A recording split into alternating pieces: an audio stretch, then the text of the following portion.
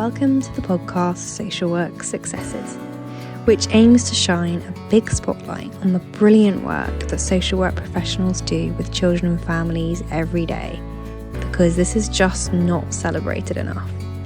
Practitioners will be sharing their stories, which will hopefully not only inspire others, but also provide some helpful learning in relation to factors that may have contributed to that success. You guys deserve far more recognition than this podcast can give, but thank you for listening and everything you do for the families you work with. Today, I am really lucky to be joined by Warren for a slightly different episode because I guess rather than the success being owned by a social worker or a social work practitioner, the success is actually Warren's. So I'm really excited for us to talk about his story. And I think there's going to be some great learning there for social workers and foster carers to pick up as well once we kind of get into it. I connected with Warren because he had written a post on LinkedIn where he'd shared a little bit about his story and his time in foster care. The main purpose of that post was about giving kind of a message to social workers working with children in care around what children need in that sort of scenario. And the main bit I'd taken from it is that he'd said, these children, we really just need love and connection. And I thought that was really powerful. So I'd reposted that and then we connected and then we've chatted and now we've kind of combined worlds and ideas and thoughts, and I think there's going to be some really exciting stuff happening and produced, and we'll maybe talk about that a little bit at the end if we have time. But let's get going. So Warren, if you just want to introduce yourself and say a little bit about what you're doing now, and then we'll get into your story. Fantastic. First of all, I want to say thank you for inviting me on your podcast, Alice. It's a privilege to be on here. And I'm currently launching a campaign which is going to run a UK tour called the Foster Inspire Expo, where we're bringing the whole care sectors together to bring in more people into the fostering world, so the right foster carers, and also delivering life skills for looked after children in care and also us out care as well. So that's what I'm currently doing at the moment, and that's how we've connected via LinkedIn. And yeah, it's exciting times ahead.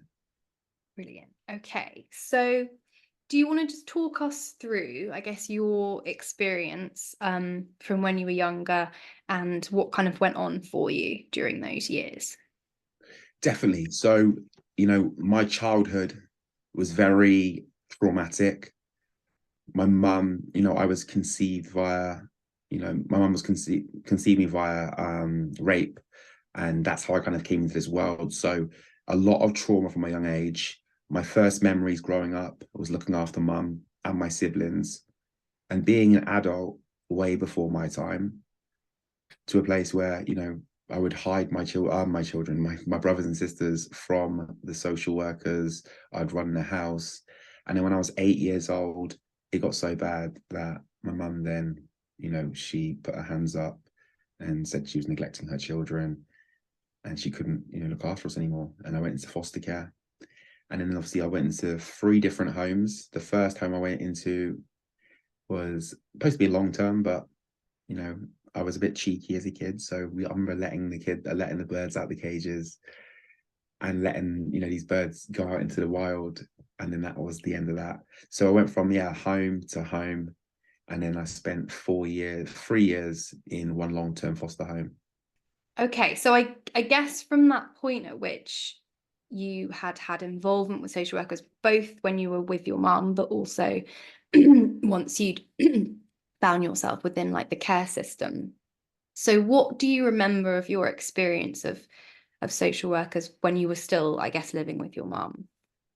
So social workers were just being, I remember actually her name was Hannah. She'd come to our house on a bike, just very, kind of happy, but just almost, just like check-ins. Come in, would check in and would leave. And that was that really. I didn't really know too much about her. I just knew that she'd come over and she'd ask us a few questions and then she'd be gone within an hour. And that would be like sort of how it was. Okay, so thinking about your experience with did you then have different social workers working with you once you were in foster care? So I had, yes, it changed. So I had two different social workers that, yeah, I experienced whilst in foster care. I think one of the social workers was the manager of the other social worker, so I got to see both of them. And yeah, that was, yeah, but I don't really, it's funny actually, I don't remember. I remember, one of them, but I don't remember the one that was working with us all the time. Okay, so yeah, so you experienced quite a change.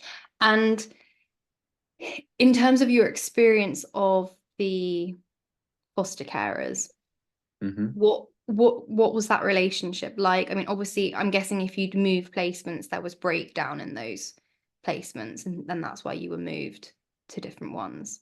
Yeah. Yeah. So, I experienced different types of foster parents. And obviously this is going back 20 years. So it's a lot of it's changed. But, there was some foster homes that I went into where you knew there was an agenda behind why they were fostering, how they would speak to us, how they would refer to us, to their friends.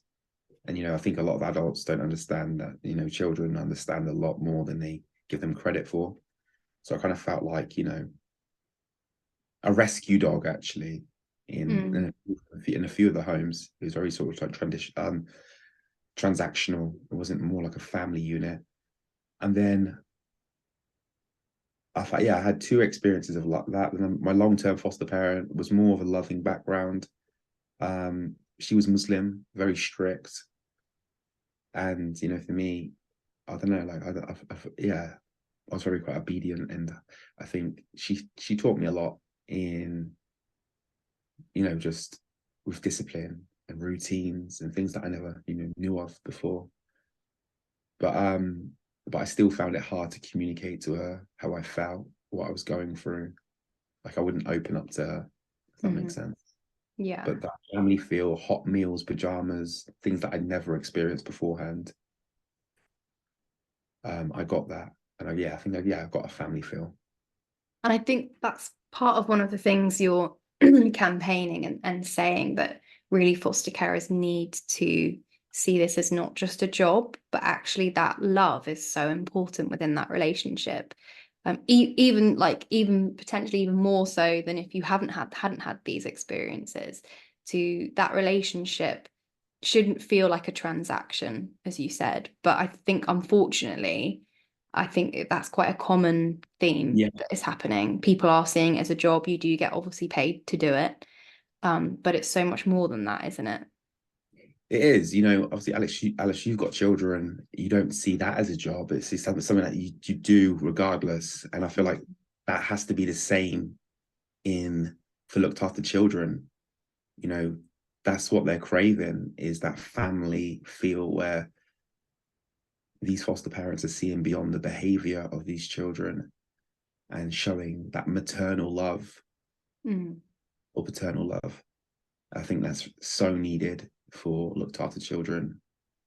And I think it's also that sense of repair, isn't it? Repairing maybe some of that hurt that's gone on before, starting a child onto kind of a sense of like a healing journey. So those placements, those homes, those situations that these children are being placed in, they absolutely should be kind of therapeutic in nature as well. And something that I've always really struggled with is that most of the children that end up in foster care, there's been proceedings. So, a judge has deemed that the abuse or neglect they've experienced is significant enough to remove them from, their home. And they're placed into foster care, and there's no kind of just standard therapeutic input or resource available. Like, there's acknowledgement that they've experienced Yeah. potentially quite extreme abuse and neglect, and then there's nothing the other side of that. Like, that just really blows my mind, and is somewhere where we absolutely should be channeling resources. And I know CAMS exists, but I don't know if you've had much of an experience or know much about Yeah. CAMS. But that's the it's a therapeutic service that is kind of NHS based, but they are hugely oversubscribed. So trying to refer a child into CAMS, they have to be quite extreme level in order to get that resource. So that's another another huge challenge. But yeah, I often have that thought where I'm just like, you know, that this child's experienced this, and are we doing enough to put them on the path of that therapeutic healing journey? You know, step one has to be everything you've said: a loving relationship, the sense of availability, reliability, dependability from that foster carer.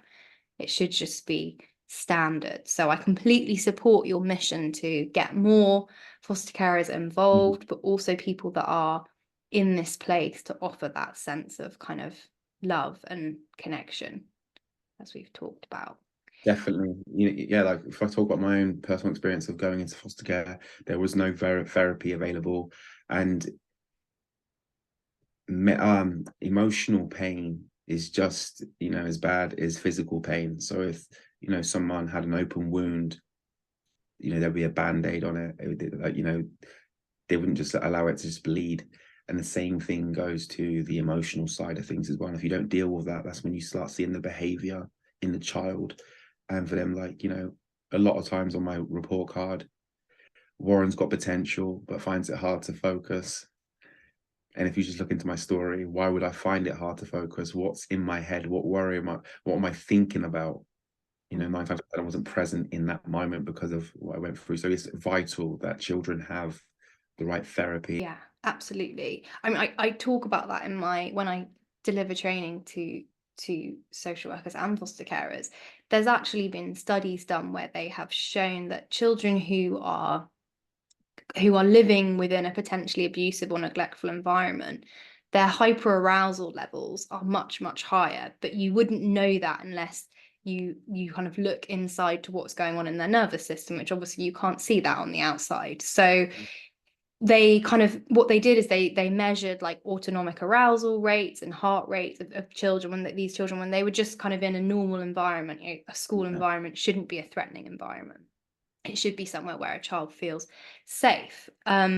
But their brain doesn't really know the difference. Their brain is constantly on kind of like a hyper arousal, in a sense of like scanning the room for potential threats. And therefore that can make it really difficult for these children to sit still, to listen to what the teacher's asking them to do, and then do what the teacher's asking them to do. So there's all of those things going on all the time. And we probably can't get into it now, but the misdiagnosis that happens quite a lot with children who've got kind of attachment-based trauma is huge. And it's something I know a lot of other practitioners, particularly in America, are kind of campaigning about, because the idea of a child who has attachment trauma being put on, let's say, Ritalin, is just happening way too frequently. But I guess it starts with education, doesn't it? So that's one piece of the puzzle. But it completely makes sense that these children would be struggling in that way. So if we kind of revisit them back to your story. So you spent this time within, was that the last placement that you had, the when you lived with the lady who you spoke about with the routines? Yeah. So when I lived back with mum after that, but then when I was 16, went into supported living, like residential. Okay. So you went back to live with your mum because she was in a place then, Yeah. presumably, where she could Yeah. have you. Okay. And then I guess, I know we've talked before about kind of you then being in a place where you were struggling quite significantly with your mental health. So do you want to talk about just what that looked and felt like? Yeah. So when obviously I moved back with my mum, I made it as a professional football player when I was 16 at Bristol Rovers. And that was a great mask. A lot of my identity, a sense of my significance came from football. So obviously when that was taken from me, when I got dropped or released from my football club when I was 19, everything came out at once. And that's when I fell into a depression. And yeah, so I think I was 20 when I first experienced like depression, anxiety, and just all the trauma that I had suppressed throughout my childhood, because I was, that young person who had a mindset that when I have kids, I'm never going to put them through what I went through. I'm going to break the cycle. So I was good at masking. I was good at kind of faking it, and, needing this external validation, needing the world to accept me. It's interesting when you say about all of that trauma that you had kind of suppressed. Have you read Bessel van der Kolk's book, The Body Keeps the Score? I have heard of Body Keeps the Score, but I haven't read the book, no. Oh, it's so good. It's brilliant. I'd really recommend it. He's an incredible kind of practitioner he's been part of that campaign that I said, and he's written to the World Health Organization to say all these children are getting misdiagnosed, this needs to stop. He's a brilliant speaker, and yeah, his book is great.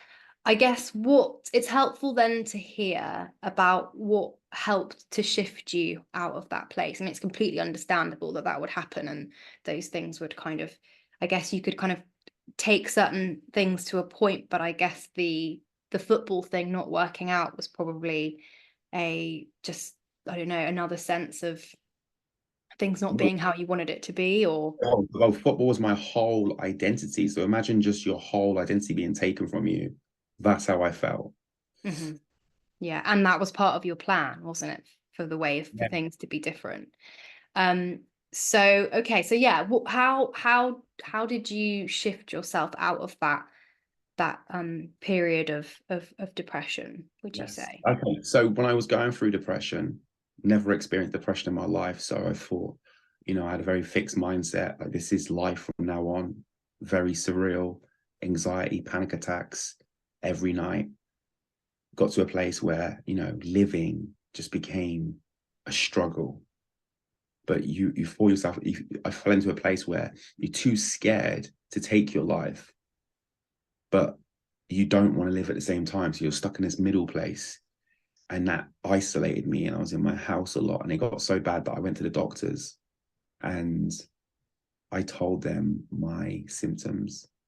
I think with having anxiety, I thought I was having like a heart attack because I was getting heart palpitations and all of the signs, from anxiety, which kind of are similar to, you having a heart attack. So I kind of told my GP all of the symptoms, and she just very stone-faced said to me, "You got, depression, anxiety, and here's antidepressants, and on your way, a transaction." But in that time, I just think I wanted a hug. I wanted I wanted empathy. But yeah, I kind of went home that night in my flat. I believe in God, so I just prayed. I had, nothing left. I just prayed. I was like, God, if you help me, I'll spend the rest of my life helping people. And a miracle happened. A day after that, I get a phone call. This American guy, and he's like, "Hi, is this Warren?" I'm like, "No one American calls me. Who the hell is this guy?" And he said, "You apply for this coaching job to coach kids football in America. Do you want to take this opportunity? Someone's dropped out at the last minute." And I just happened to have enough money in my bank account for my US visa and my flights to America. So I just kind of just looked up. I was like, this is my opportunity. And I moved to America. And then Alice, when I was in America, I saw a speaker called Eric Thomas. And before this, I never watched speakers. I didn't know what a motivational speaker was, and he was talking like it felt like my story on a stage in front of thousands of people. And I was thinking, this guy's crazy. Like, I was very conservative back then. So I was like, they're going to use that against you. They're going to give you a pity potty. You don't want them to patronize you. And why are you throwing your mum under the bus? And all of these things were going through my head. But then I got emotional, and I was crying, and I was like, oh my God, I feel connected to this man. And I started hearing myself saying, me too. And in that very moment, Alice, the penny dropped. And I realized that all this time I've been saying, why me? Why did I have to go through all of that? I never asked the question, what for? And in that what for took me on a journey of studying my mind. I fell in love with psychology, and I came across other speakers and coaches that taught neuro-linguistic programming and psychology. And I realized that our minds were computers, and I had no idea how to control my computer. And if you don't control, your computer, then somebody else will, or other programs will. For your childhood, that little child Warren would still be running my adult life. So my journey of depression was, the first thing I started studying was emotion. Like, why do I feel this way? Where does this come from? What is emotion? How is emotion created?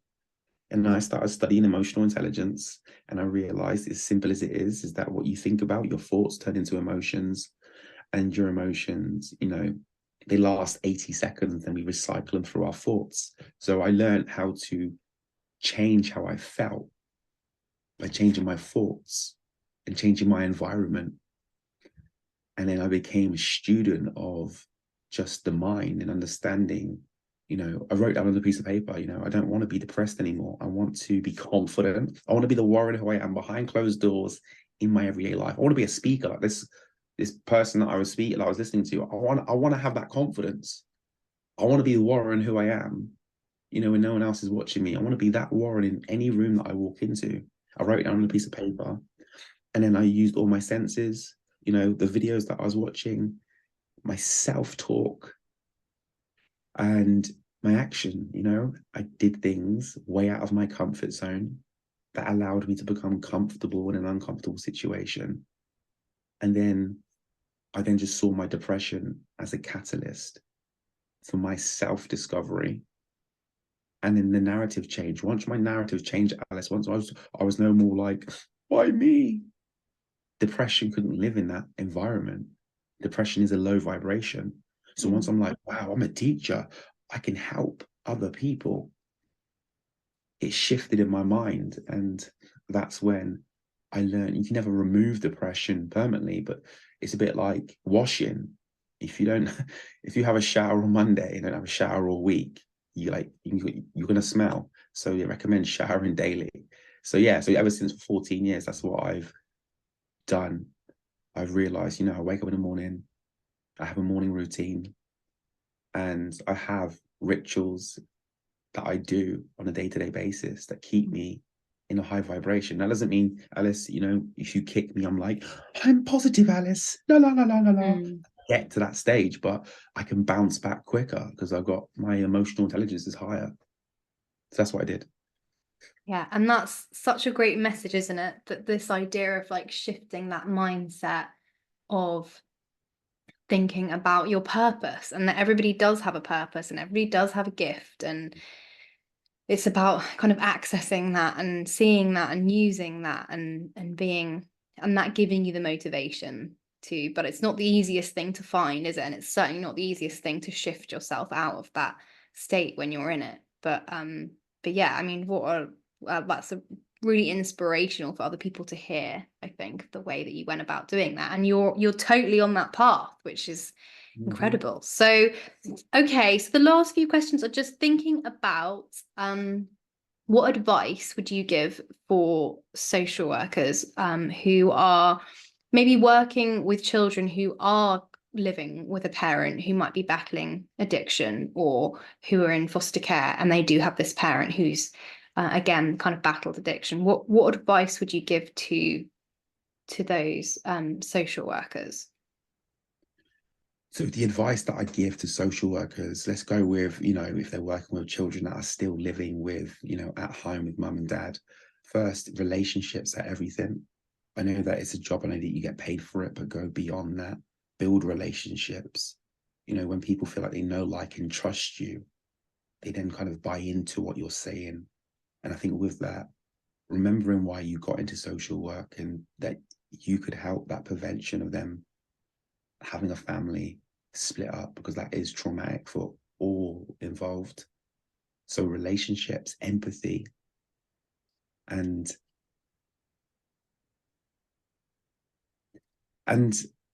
reinforcing the good behavior of the parents, and belief in the parents. I feel like that will go a long way. And then the art of persuasion, it's not what you're speaking, how you're speaking, and it's not what you're saying, it's how you're saying it. So when you learn how to, when you learn the art of persuasion and the art of influence, you can really, help inspire people to take different routes and look at their own ways by how you speak.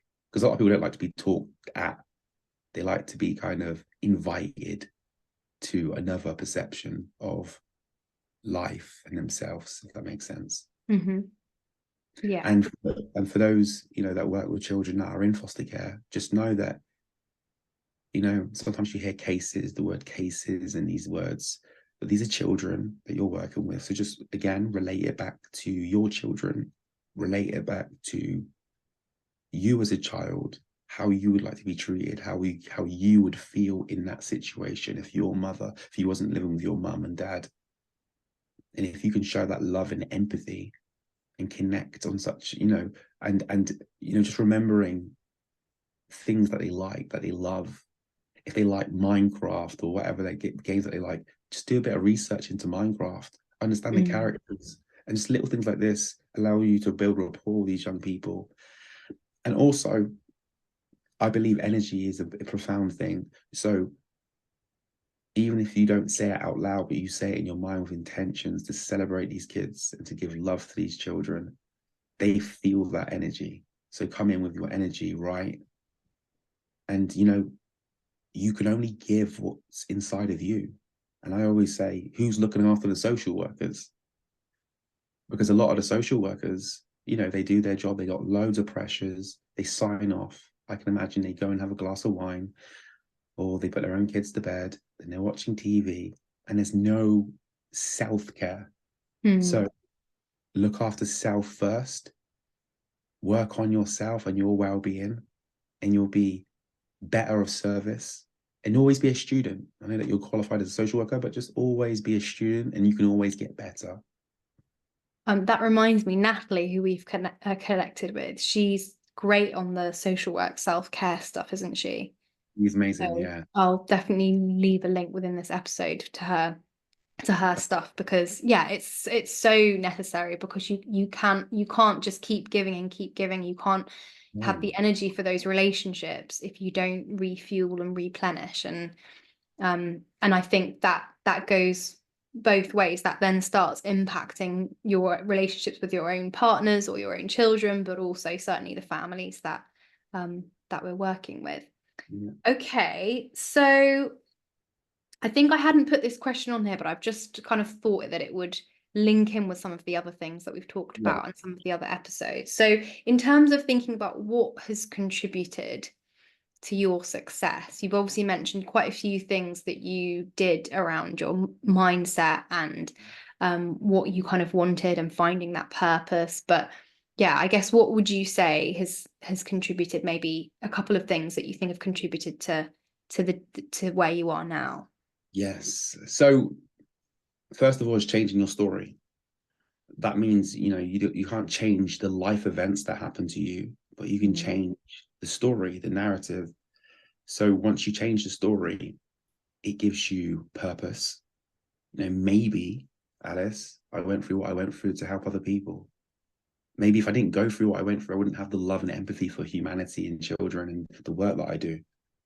Maybe I had to go through that and have that lived experience to find this hunger and drive to do the work that I've done. I've helped over 1 million people the last 14 years. I've posted every single day for 14 years and delivered videos. I've, coached hundreds of thousands of people to speak.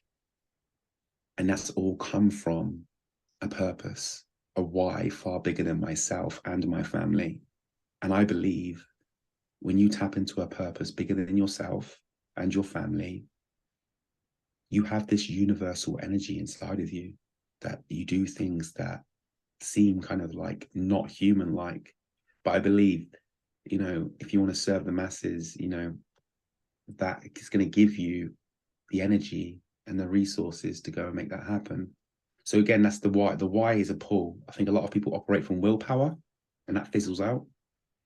But when you have a why power, it's a pull. I didn't ask to be a speaker. It's a calling. I was called to do this. I had to do this. I felt like a disservice if I didn't share my strategies and how I've got myself to where I am in life, where I'm free. I've taken my mask off. I can be myself in any given situation. And that's, I wouldn't swap that for all the money in the world. And I feel like a lot of people, if they could do that, they wouldn't be depressed, because the word depression is suppressing emotion, and the opposite of depression is expression. So when you can express yourself, so yeah, that why is the pulling power. Then you are what you repeatedly do.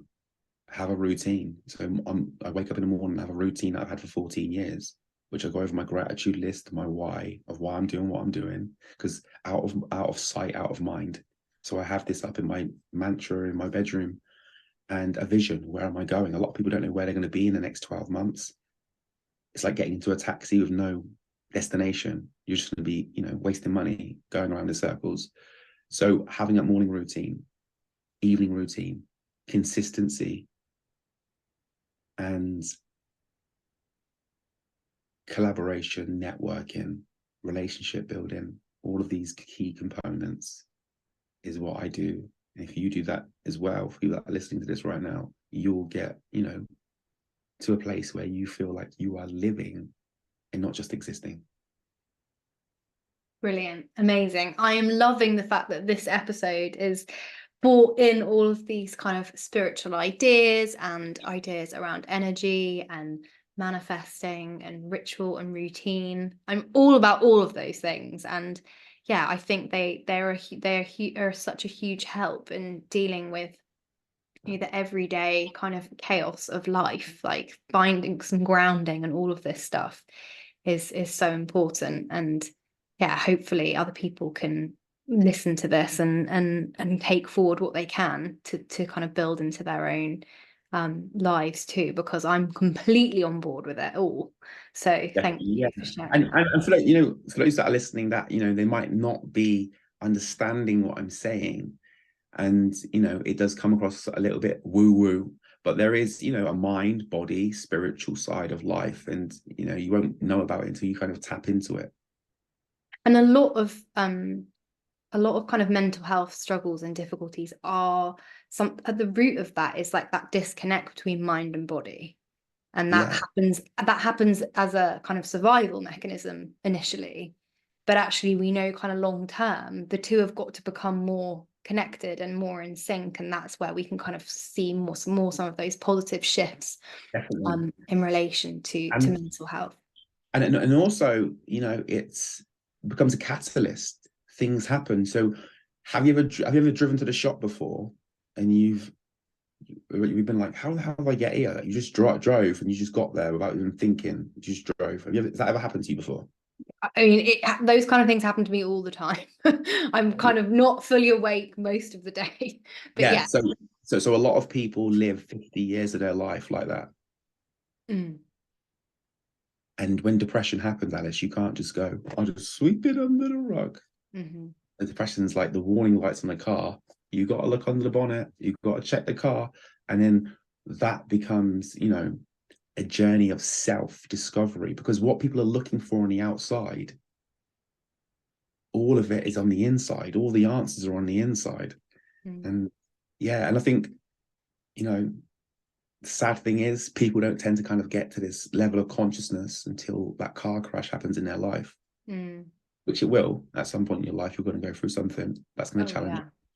Yeah. And I tell you what's difficult though as well is when you've had that car crash and then you have this kind of, let's call it an awakening, and you have and you get more into this mindset of stuff. The tricky bit is once things are seemingly actually going quite well, all of that routine and that ritual and can kind of fall away. And when it falls away, it's almost guaranteed that other kind of old feelings will creep back. So it is 100%. about maintaining it, isn't it? Because I've been through periods where I've been so good and so disciplined around meditation and all of this stuff. And then once things are all kind of going well, it does fall apart, so fall away. So it's definitely keeping That's it. disciplined with it Yeah. is So, key. yeah. So if you're like, you're toned, you got a six pack, you're going to the gym, you're working out 6 days a week. If you just start eating cheesecake every day and stop going to the gym, you're going to lose that physique. And the same goes with this. Same goes with many areas in life. Relationships, a lot of relationships don't last because they don't treat that person the same way that they did at the start. So definitely it's an ongoing thing, self-love. It's a relationship that you've got to do daily. If you stop doing it, if you don't keep doing it, you lose it. Yeah. Okay, so what do you love most about the work that you're now doing? Well, since losing my little brother 5 years ago, and then going through the trauma and the grief of losing my brother, when you lose a sibling or you lose someone, as I say, before their time, like you're expecting to, siblings and loved ones to live to the 70s and 80s, it takes away everything that's meaningless in your life, and you have a new perspective on life. So I'm very detached, Alice. I'm very purpose-led. And when I was homeless 2 years ago, living in my car, going from living in Mayfair, thinking I've made it at the summit of my, coming from where I came from, to then living in my car, I was in a place where I was ready to live naked. And when I say that, not to excite the listeners, that I was not physically naked. This is going on YouTube, Warren, so they will be seeing you. I know, not naked, obviously. That's exactly that. What I mean by that is, showing up as your true, authentic self. And that's what I feel like I'm in a space now where, as you've seen on my LinkedIn, I'm very, I step into that vulnerability. I connect on such a deep level. And yeah, it's put me in a place where I'm just, blinkers are on. What I'm about to achieve has already been achieved inside of here. And it's now just buffering in reality. And yeah, that's my answer to that question. Okay, so again, just I guess more trauma, but what's been born out of that is kind of another, I don't know, rebirth of what you're doing and your purpose. And yeah, and it's just realizing that, nothing in this world is good or bad. It's just been what's been taught to you. So for example, rain, to people like us that live in the UK, we're like, oh my God, it's raining another day. Some people in third world countries that don't get rain are praying for rain. So people don't understand the power that they have. We have the power to dictate the meaning of life events and situations that happen in your life.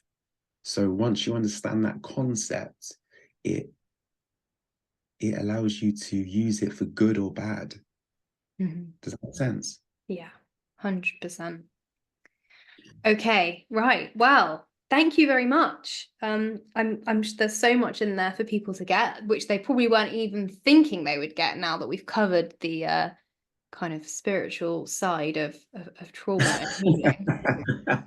We probably could have talked about that all day though, but yeah, so I'm super excited because we are joining forces to hopefully create some content for foster carers and fostering social workers. Obviously, you've got your foundation of knowledge around psychology and your lived experience.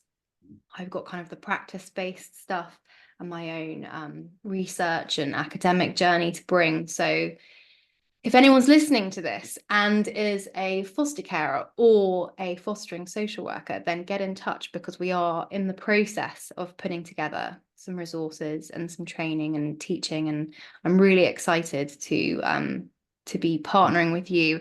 Again, let's say that that's just divine time. The universe has brought us together for a reason. So yeah, I'm really looking forward to seeing what we can do.